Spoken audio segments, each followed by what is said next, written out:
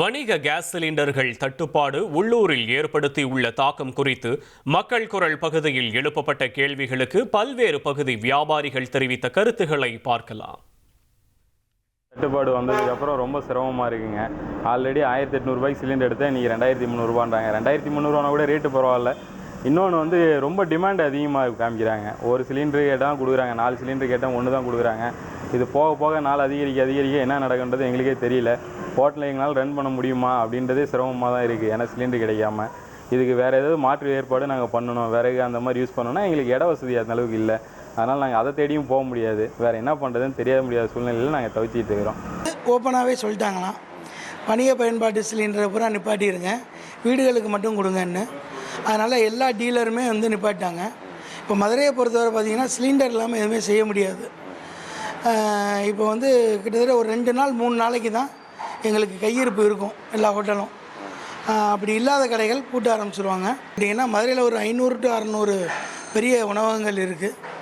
அதே நேரத்தில் சிறிய சாலையோர கடைகள், தட்டுக்கடைகள், ரோட்டு கடைகள்லாம் ஒரு 1000 கணக்கில் இருக்குது. எல்லாருமே இதை நம்பி மட்டும்தான் வாழ்ந்துக்கிட்டு இருக்காங்க. இப்போ இந்த 500-600 கடைகள்லையும் ஒரு 20,000 பேர் ஊழியர்கள். இப்போ கடையை பூட்டிட்டாங்கன்னா அவங்களுடைய வாழ்வாதாரமும் பாதிக்கப்படும். சிப்ஸு மிக்சரு முறுக்கு அதுதான் போடுறோம். அது சிலிண்டர்லன்னா அதை போடவும் முடியாது, ஒன்றுமே பண்ண முடியாது, தொழிலே செய்ய முடியாது. எப்படி சிலிண்டர் வச்சு தான் நம்ம பொருளே போட முடியும். இந்த சிலிண்டரே கிடைக்கல நம்ம தொழிலே செய்ய முடியாது.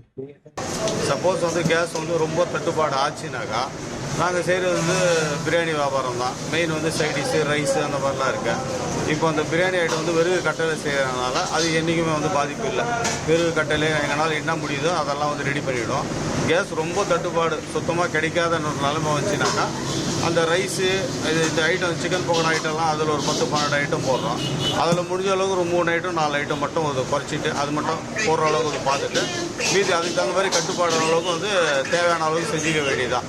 அதுவும் இன்னும் போக சுத்தமாக கேஸ் இல்லைன்னா வேறு வழி இல்லைனாக்கா பிரியாணி ஐட்டம் மட்டும் நம்மளால் என்ன தயாரிக்க முடியுமோ அந்த நிலைமைக்கு வர வேண்டிய நிலைமை இருக்குது இப்போதைக்கு.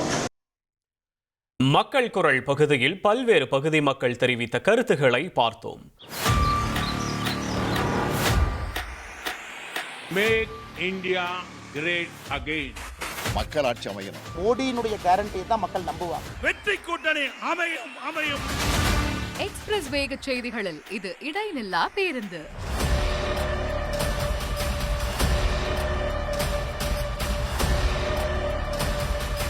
தினமும் காலை 6 முதல் 7 மணி வரை 6 மணி செய்திகள். Break free news. வரிசை கட்டி வரும் சுவாரஸ்ய செய்திகள் பிரேக்கே இல்லாமல். ரிமோட்டை மறங்க, அப்டேட்டா இருங்க.